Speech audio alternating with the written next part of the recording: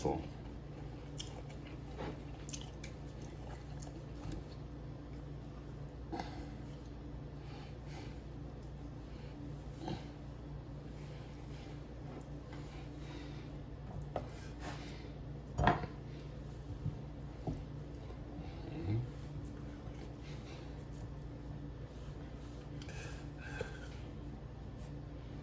okay.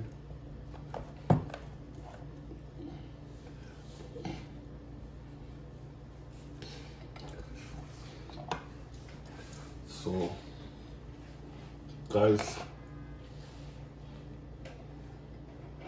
this is my cantaloupe already peeled.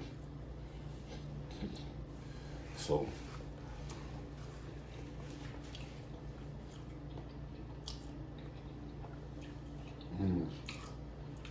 I think